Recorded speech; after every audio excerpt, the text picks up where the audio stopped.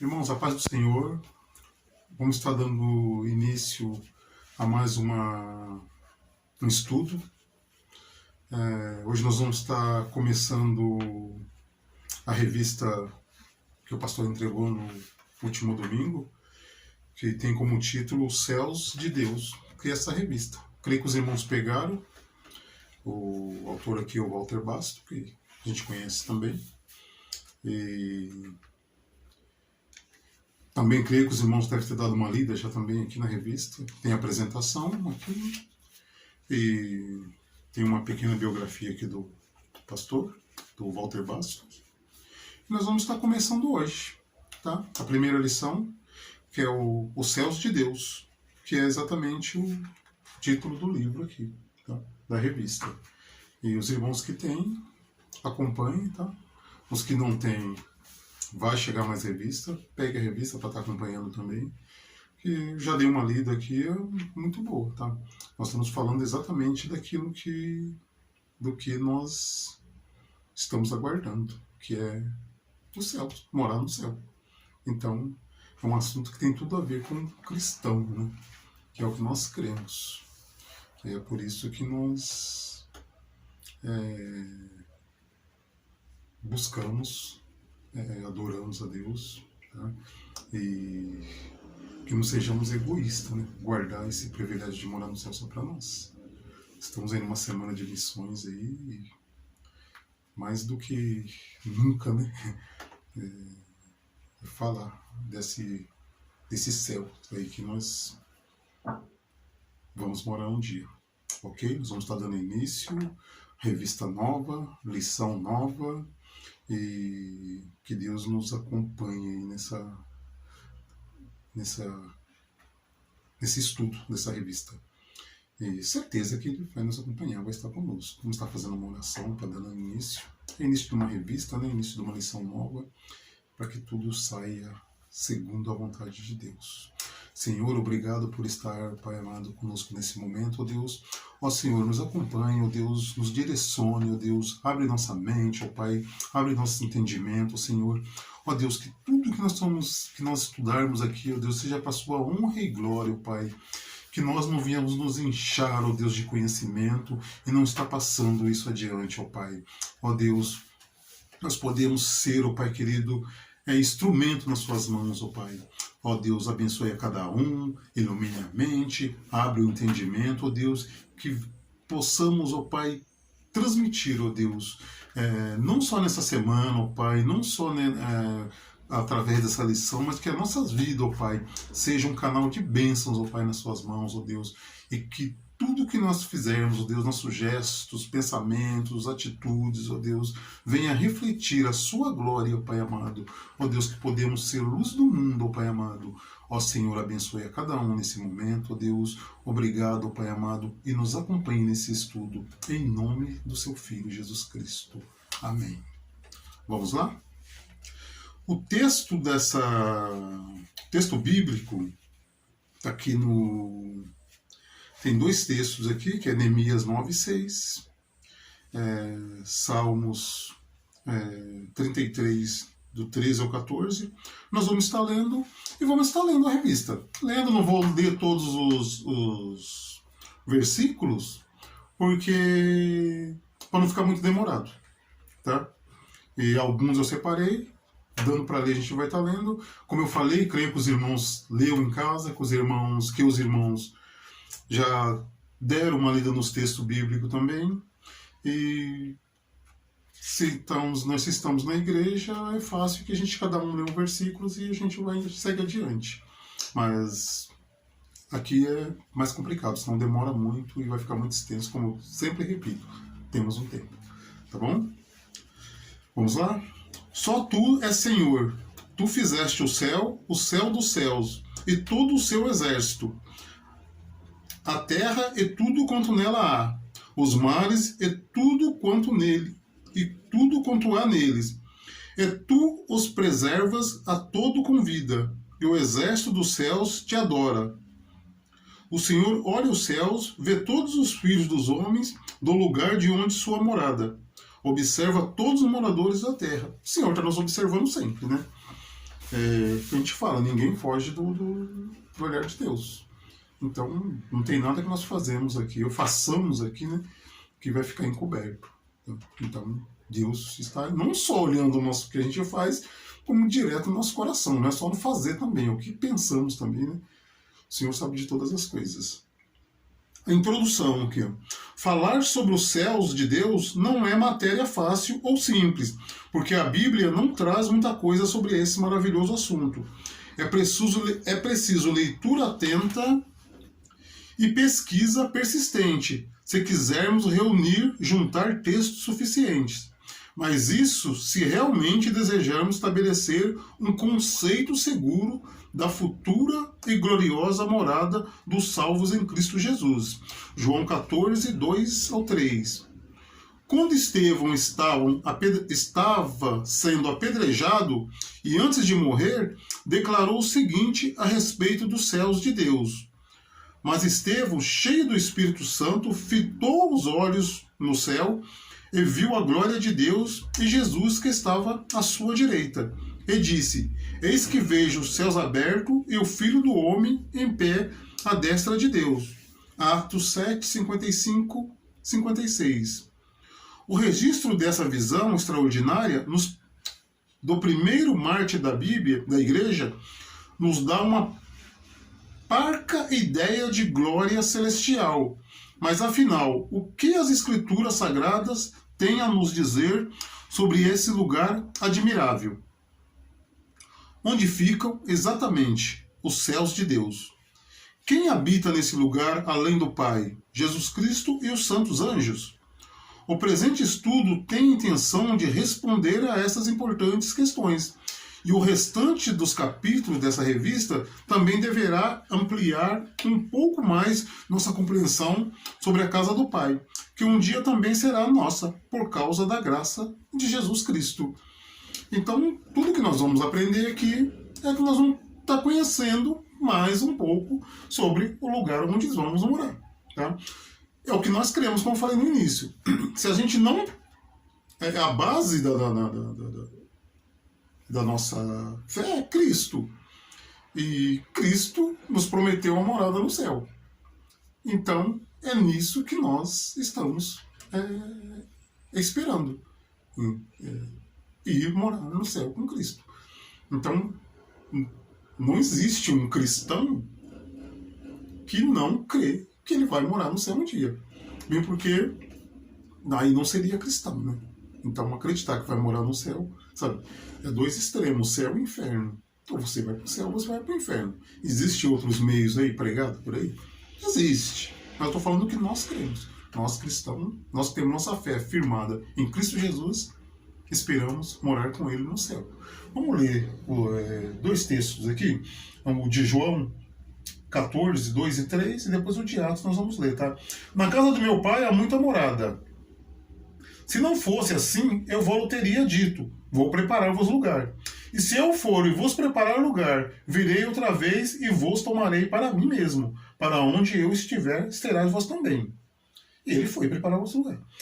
Atos 7, 55, 56. Mas ele, cheio do Espírito Santo, fitando os olhos no céu, viu a glória de Deus e Jesus em pé à direita de Deus. E disse, eis que vejo os céus abertos e o Filho do Homem em pé à direita de Deus. Aqui estou falando de Estevão. E Estevão é uma passagem da Bíblia que tem como a gente está contestando alguém que venha querer pregar coisa ao contrário, sabe? Pregar uma mentira, falar que... negar os céus de Deus, que é o que nós estamos estudando. Porque eu costumo dizer o seguinte, e não costumo dizer também que é uma lógica, né? Eu nunca vi ninguém, nunca soube, né, de ninguém que morreu por uma mentira, sabe? Que deixou alguém matar por uma mentira. Então, na hora ali que eles estão apedrejando Estevão, ele olha para o céu e vê os céus abertos e Cristo assentado à destra do Pai. E ali ele é apedrejado. Então, eu creio, isto eu que estou falando, que naquele momento, eu acho que Deus já estava começando a trabalhar o coração de Paulo ali.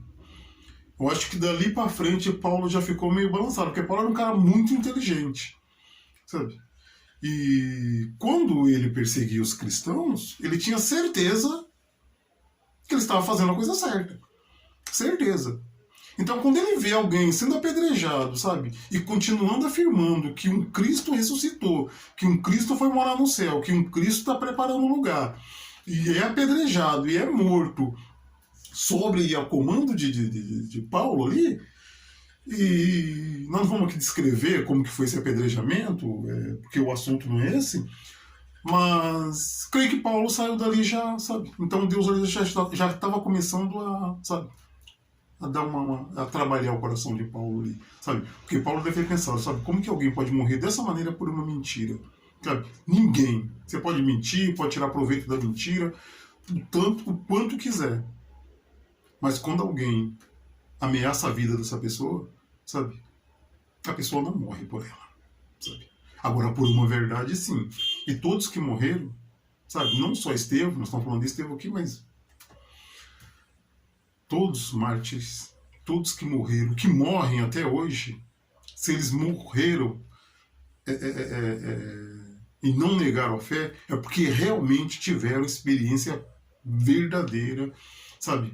Uma experiência sólida com Deus, sabe? A certeza de que existe um céu e de que existe um Deus e que Jesus veio, que Jesus morreu, que Jesus se entregou, sabe? Ressuscitou e que está à destra do Pai e que nós vamos morar com Ele. Essa é a certeza, porque senão jamais, sabe? E é nesse céu que nós temos que crer, e esse é um argumento muito forte, sabe? Nós estamos estudando, nós estamos aprendendo, e é um argumento que, principalmente os jovens hoje, que tem muito esse debate aí, sabe? De alguém querer até envergonhar mesmo, sabe? Até negar a Cristo ali na frente das pessoas, e esse é, sabe,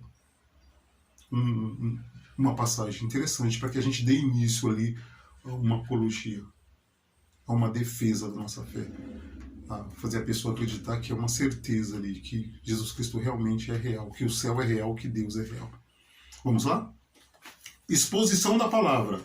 Os céus de Deus representam um lugar literal, que eu acabei de falar. Teve uma experiência, tenho certeza, que é um lugar literal. Depois de ressuscitado, o Senhor Jesus declarou que toda a autoridade no céu e na terra lhe foram conferido.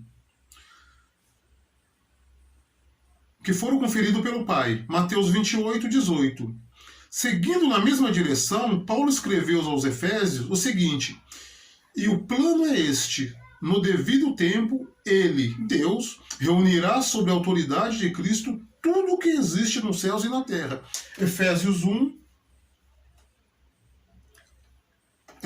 10. Como vimos, os dois textos distinguem claramente dois lugares, céus e terra. Mas à frente do texto de Efésio, ou de Éfeso, a Bíblia ainda revela a atual posição de Cristo e fazendo-o sentar à sua direita nos lugares celestiais. Efésios 1, 21. Aqui no tópico A, na parte A aqui do tópico 1, o terceiro céu. O texto base do nosso estudo diz: só tu és Senhor, tu fizeste o céu e o céu dos céus, e todo o seu exército, a terra e tudo quanto nela há, os mares e tudo quanto nele há, e tu os preserva a todos com vida, e o exército dos céus te adora. Neemias 9:6. O universo criado por Deus inclui o céu e o céu dos céus. Podemos crer que este primeiro céu é o firmamento descrito no livro de Gênesis.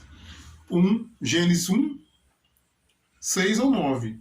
O céu atmosférico, além dele, o céu estrelar e o segundo céu. Mas o céu dos céus é uma clara referência ao lugar em que Jesus Cristo, Enoque, o profeta Elias, entre outros, Mateus 27, 51, 53, foram levados e lá se encontram atualmente. Gênesis 5, 24, 2 Reis 2, 11, Atos 1, 11. O que eu separei aqui foi Atos 1, 11, os quais lhe disseram, varões galileus, por que ficais olhando para o céu? Esse Jesus, que dentre vós foi elevado para o céu, há de vir assim como para o céu ouviste ir. É os anjos falando para os discípulos ali, olhando Jesus subindo ao céu, e eles também prometendo ali, né, que esse Jesus que eles viram subindo, ele há de retornar. E é ele que nós estamos aguardando. Vamos lá. Na lição B, aqui na parte B, a sala do trono de Deus, o santíssimo lugar.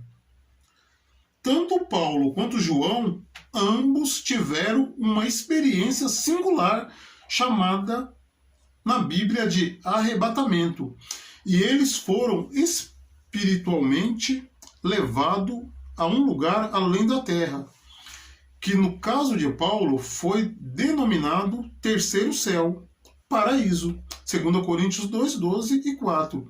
E João simplesmente disse o seguinte naquele lugar: me achei em espírito e eis armado no céu um trono, e no trono alguém sentado. Apocalipse 4, 2. Esse lugar glorioso é, na verdade, a sala do trono, de onde Deus governa o universo. Interessante que todas as visões que a gente vê na Bíblia, quando se fala que alguém viu o céu, sempre tem um trono. Sempre tem Deus sentado no trono, sabe? Tem um trono, sempre o trono. A gente fala de evidências, né? Não tem uma contradição. A gente não encontra uma contradição. É perfeito, sabe? Você fala assim, não, mas por que aqui alguém viu e era assim, agora aqui alguém teve essa mesma visão e é diferente? Não, e nós não estamos falando, eu tive uma visão hoje e vi um Deus sentado em um trono. Alguém teve uma visão ontem e viu sentado ao trono, descreveu aquilo. E assim sucessivamente, não. Nós estamos falando de milhares de anos. Nós estamos falando de pessoas que tiveram experiência hoje e outras que tiveram daqui a 200 anos. Outras que tiveram daqui a 500 anos. Sabe? Então, quando se trabalha com evidências, estamos falando dos céus. Nós estamos estudando sobre os céus. Sobre para onde nós vamos morar. Então, tudo isso é a certeza, sabe, que nós temos da existência desse céu, sabe, de que nós vamos morar no céu. Mas você é louco, porque, sabe, vai morar no céu, então vem aqui, senta aqui comigo, eu vou te provar que um céu existe, sabe? E quando nós falamos aqui da criação de Deus, do universo, você não precisa ir longe para provar para alguém que tudo isso é criação de Deus, sabe? Hoje existe muito estudo, sabe? É muito fácil a pessoa ir atrás de informação, seja mentirosa ou seja verdadeira, é fácil, sabe? Porque ele clica aqui, ele pergunta e tem a resposta, sabe? Mas, então, tentam usar isso para querer contestar, sabe? A nossa fé em Deus, a nossa certeza de morar no céu. Então, nós temos elementos que prova, que nós podemos usar para provar a criação de Deus, sabe? Como nós conseguimos provar a criação de Deus, nós provamos que existe um Deus. Se nós provamos que existe um Deus, existe um céu. E se nós provamos que Jesus é o Filho de Deus e que ele foi nos preparar lugar, então nós conseguimos evangelizar uma pessoa. Então nós conseguimos dizer para ele que Cristo é real, que Jesus é real. Sabe, Jesus não é uma ilusão, não. Sabe? Jesus não é um sonho, sabe? Não estou falando a gente não fala de evidências de um dia, de um mês, de um ano. E nós estamos falando de milhares de anos, sabe? Nós estamos falando de 1.000, 2.000, 3.000, 5.000 anos, sabe? E nunca ninguém conseguiu provar que Jesus não é real. A prova disso é que o túmulo está vazio. Sabe? O túmulo está vazio. Só isso. Simples. Sabe? O túmulo de Jesus existe, mas corpo não, porque o corpo está no céu. Vamos lá para a parte C? Os céus de Deus pertencem a outra dimensão.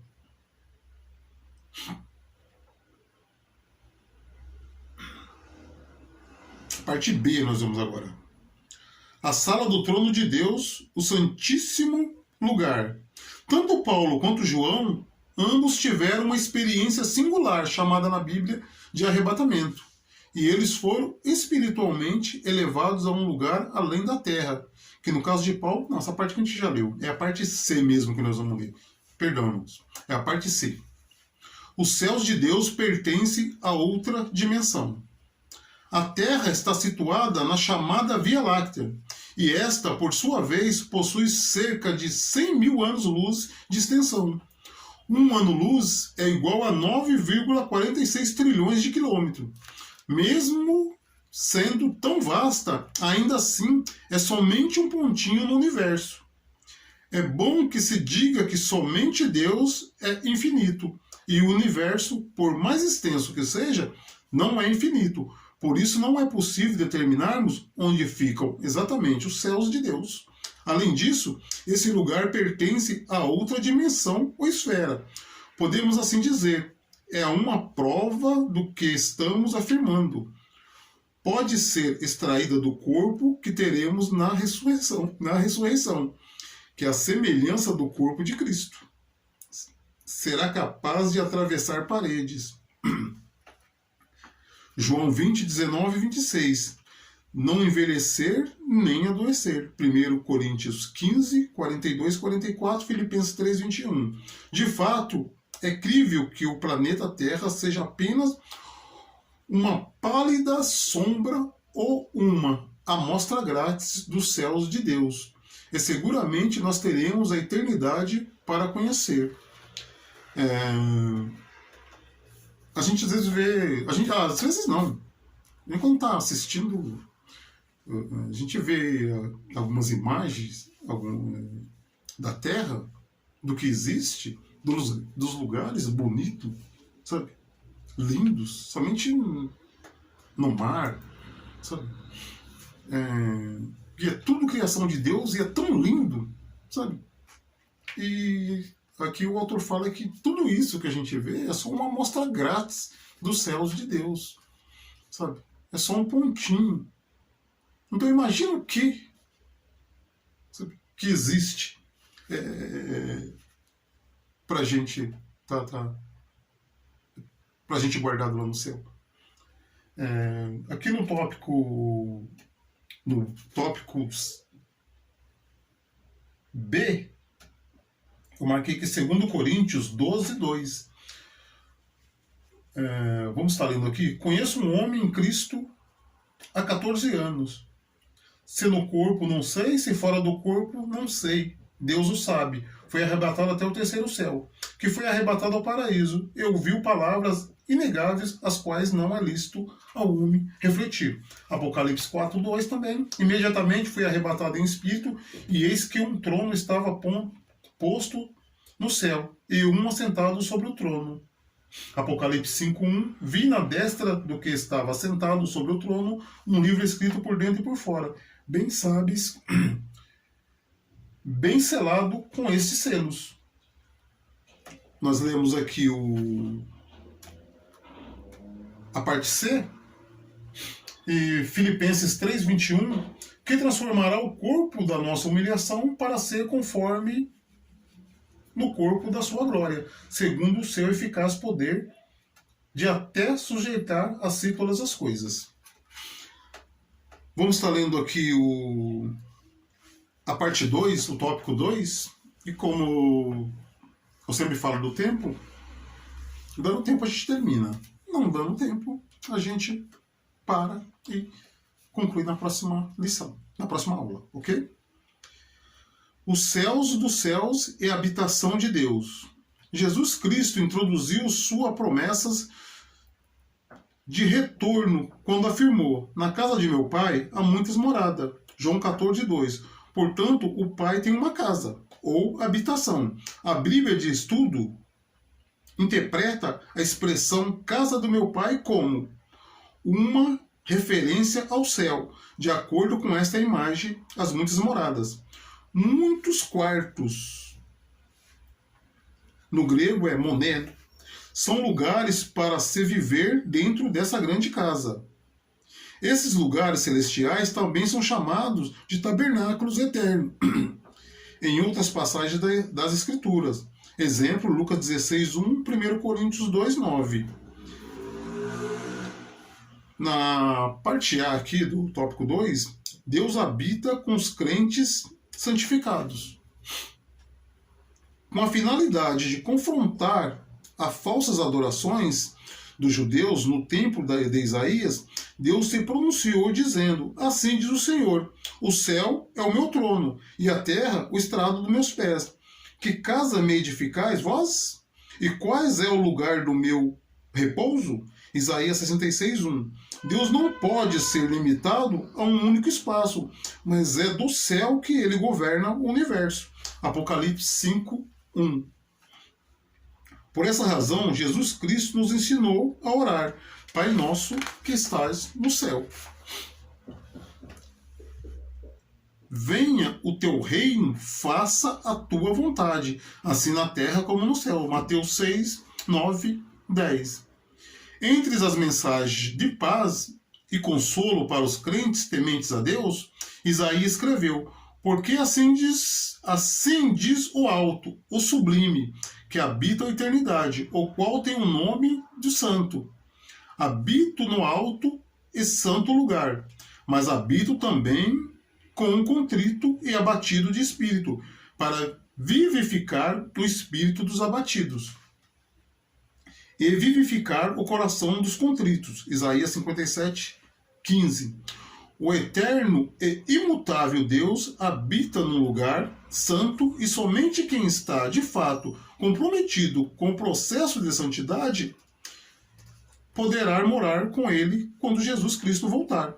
Hebreus 12:14 e 1 Tessalonicenses 4:17, 5:23. Eu falei no começo, seria interessante que os irmãos lessem os versículos antes, para a gente ir dando continuidade. Eu marquei alguns versículos aqui, e vou ler um só, que é o de Hebreus, para a gente não estender muito. Seguir a paz com todos e santificação, sem a qual não verão a Deus. Vamos ler 1 Tessalonicenses também? 4:17. Depois nós que ficarmos vivos seremos arrebatados juntamente com ele nas nuvens, ao encontro do Senhor nos ares, e assim estaremos para sempre com o Senhor. Nós vamos encontrar com o Senhor nos ares, como foi falado no domingo, sobre se encontrar com o Senhor nos ares. Eu acho que todos nós queremos encontrar com o Senhor nos ares, ou ressuscitar no último dia para encontrar com o Senhor nos ares. Então, nós cremos nisso, nós temos que crer nisso, que nós vamos encontrar com o Senhor nos ares. Na parte B, aqui, ó, um dia os céus de Deus também serão o nosso lar. Então, isso é uma certeza que nós precisamos ter. Por ocasião da inauguração do templo, Salomão fez a seguinte verdadeira declaração enquanto orava: mas de fato habitará Deus com os homens na terra? Eis que os céus e até o céu dos céus não te pode conter, quanto menos esta casa que eu edifiquei. Segundo a Crônica 6:18.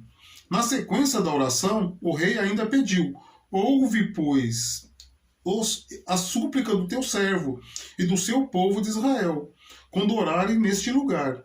Ouve do lugar da sua habitação, dos céus, ouve e perdoa. Segundo a Crônica 6:21. Desse lugar sublime, Deus envia seu perdão e bênção, mas um dia, pela fé em Cristo, nós acessaremos inúmeras partes dele. Segundo Timóteo 4,18. No tópico 3, algumas curiosidades dos céus de Deus. Podemos estar certos de que o modelo de tabernáculos construído por Moisés no deserto foi dado por Deus. Êxodo 25:9. Talvez com base em algo que já havia no céu. Isaías 6:1. Templo, seja como for, a Bíblia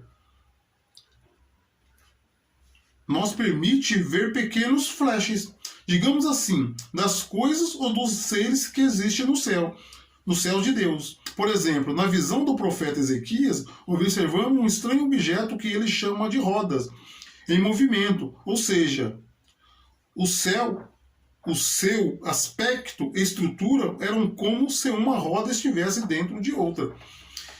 Ezequias 1,16. Mas não sabemos para que serve esse espantoso giroscópio celestial ou voadores. Antes a gente falasse isso com alguém, a pessoa iria falar que a gente estava endemoniado, que isso não era coisa de cristão. Mas o que ele está falando aqui é verdade. Quando você lê a Bíblia, você estuda a Bíblia, será que ninguém nunca parou? A gente para, fica imaginando, sabe? A gente lê, então esses flashes que tem, sabe? Como que é o céu? Quem nunca parou para imaginar como que será, como que está sendo preparado, ou como que foi preparado essas moradas que Cristo fez para nós? Sabe? São quartos, são ruas com casas, são... A gente tem que pensar, sabe? A gente imagina. Esse é o gostoso da leitura. E na Bíblia não é diferente. É a gente imaginar, soltar nossa imaginação. Então, lemos e imaginamos o céu.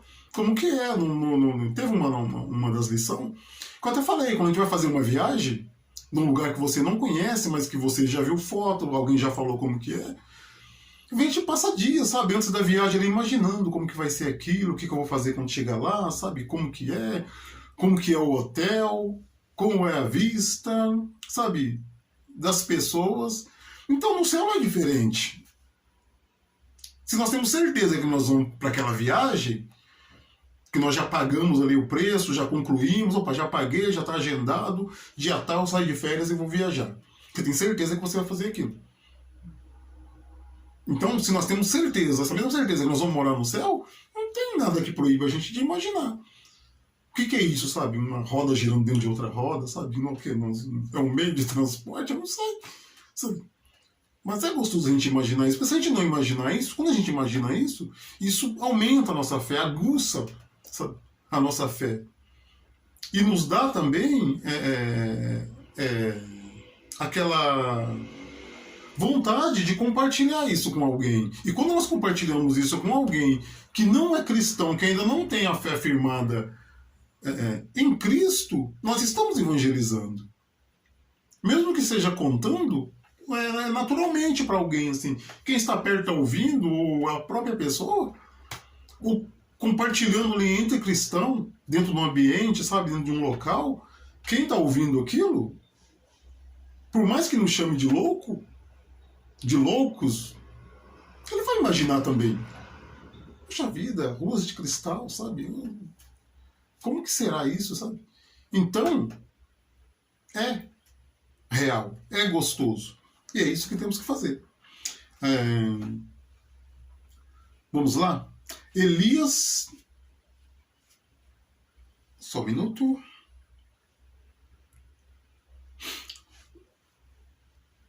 Elias comeu o pão do céu. Aqui no tópico A, aqui na parte A, da lição 3. Quando o profeta Elias fugia da perversa rainha Jezabel, em algum momento da sua caminhada, achou-se exausto e decidiu repousar debaixo de uma pequena árvore no deserto. Mas um anjo tocou e lhe disse: levanta-te e come. 1 Reis 19:5. Isso ocorreu 2 vezes. Então a Bíblia diz que, com a força daquela comida, pão cozido, Versículo 6, caminhou 40 dias e 40 noites até Horebe, o monte de Deus. 1 Reis 19:8. É possível que aquele pão fosse do céu. Salmo 78, 78, 25. Por pelo menos duas razões. Uma, foi servido por um anjo. Dois, Deus deu a Elias a força. Sustância para caminhar sem parar por 40 dias e noite. Devemos admitir que nenhum alimento da terra tem tanta energia concentrada assim. É claro que é pão do céu, que é o mesmo que deu energia para o povo de Israel lá no deserto. O maná lá que caiu do céu. A gente pode... É mesmo que deu essa energia para o povo lá. Comendo aquilo ali, tendo força para caminhar no deserto, que não devia ser fácil, né? Vamos caminhar aqui para a gente estar concluindo. Lá comeremos da árvore da vida. O vencedor, Jesus prometeu o seguinte: dar-lhe-eis que se alimente da árvore da vida, que se encontra no paraíso de Deus. Apocalipse 2,7. Essa mesma árvore estava no jardim do Éden, e o homem, antes do pecado, tinha livre acesso a ela. Gênesis 2,9. Mas uma vez observamos que há frutos nos céus de Deus. Mateus 26, 29. E por meio de corpos incorruptíveis, celestes, nos será permitido saboreá-los. Devemos lembrar que os anjos que visitaram Abraão participaram do banquete que lhe foi oferecido. Gênesis 18, 1, 2 e 7, 8. E que o Senhor Jesus, depois de ressurreto, comeu peixe assado e favo de mel com seus discípulos. Quando Jesus ali encontra com os discípulos, ele pergunta se tem algo para comer, eles vão lá e dá um pedaço de peixe assado para Jesus. Tem bastante versículo para a gente ler, não vai dar tempo de ler, porque a gente lê, a gente vai estender muito. Falo mais uma vez. Leia os versículos, sabe, que é muito importante.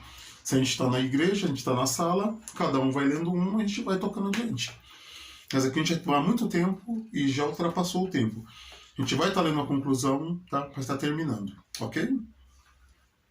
Conclusão. Paulo cita 3 lugares quando fala da exaltação que Deus dará a Jesus Cristo, por ocasião da consumação de todas as coisas. Observe, para que ao nome de Jesus se dobre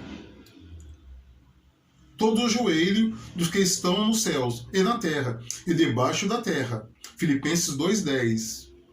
O primeiro lugar citado faz referência à casa do Pai, de onde ele reina soberanamente e vive com seus santos anjos. Isaías 6, do 1 ao 4, Lucas 15, 10. Não é o firmamento azul, não é o céu que a gente vê lá em cima, lá que a gente olha para cima e vê. Nem o sistema estrelar, aquele monte de estrela também que a gente vê.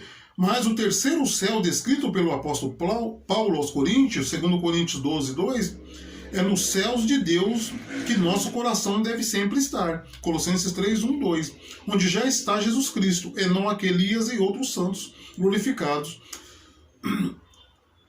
no Antigo Testamento. Mateus 27, 51, 53. Aqui na terra somos apenas peregrinos. 1 Pedro 2, 11. Porque o nosso destino final é a casa do Pai. Nós estamos na terra, isso aqui é de passagem, nós somos peregrinos. A nossa casa de verdade está no céu, que está dizendo uma lição. Então, nós vamos ter um corpo celestial, nós vamos ter um corpo incorruptível, que nós vamos comer, sabe? Que nós vamos nos alimentar, que nós vamos morar, onde nós vamos viver, onde nós não vamos sentir dor, onde não vamos estar sujeito a tudo de doloroso que acontece no nosso corpo físico aqui na Terra. E a toda dor também que passamos, sofrimento, é psicológico também. De tantas coisas ruins que a gente vê e que a gente vive também, sabe? Porque não vai existir mais morte. Não vai ter mais tristeza. É só alegria. Então, este céu que nós estamos aprendendo nessa lição é o céu que nós vamos morar. Esse céu que nós vamos estar a cada dia, a cada lição, aprendendo mais e mais. É como o autor diz, há pouco sobre o céu na Bíblia, mas O pouco que tem, dá pra gente, sabe, ter abrir a nossa mente, sabe, para aprender muita coisa sobre ele. E o livro de Apocalipse é um dos principais, sabe, onde, né, descreve bem o lugar para onde vamos. E é nessa fé que nós temos que seguir. É nessa fé que nós temos que estar firmado. Que nós vamos morar no céu. Que Jesus foi preparar o lugar. Que Jesus está preparando o lugar. Que Jesus preparou o lugar. Sabe? E que um dia nós vamos estar ao lado de Cristo. Com toda a certeza. Porque se alguém tentar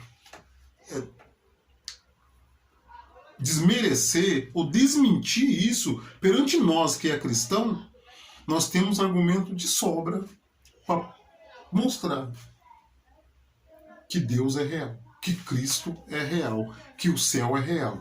Como falou na lição, não é este céu azul que a gente olha para cima e vê, não é as estrelas que a gente vê, sabe? Não é esse sistema solar que a gente olha lá no telescópio e vê, que a gente vê na TV, que a gente vê nos filmes. É os céus dos céus, é o céu onde está Deus. É o céu que Abraão tinha certeza que ia morar. É o céu que Jacó tinha certeza quando brigou com o anjo lá e segurou o anjo para que o anjo o abençoasse. Tá? O céu que José tinha certeza que ia morar. É o céu que Ana, quando orava ali, pedindo a Deus um filho, e mesmo passando por tanta humilhação, ela tinha certeza que ele ia morar.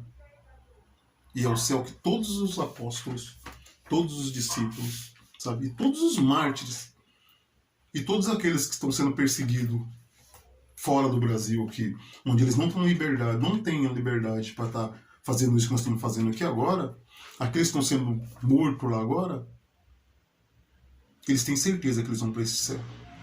Por isso que eles estão entregando a vida deles lá, sabe? Estão sendo perseguidos. E não estão negando a fé. Porque se fosse uma mentira que eles estivessem indo lá, se eles estivessem indo lá em outro país, sabe?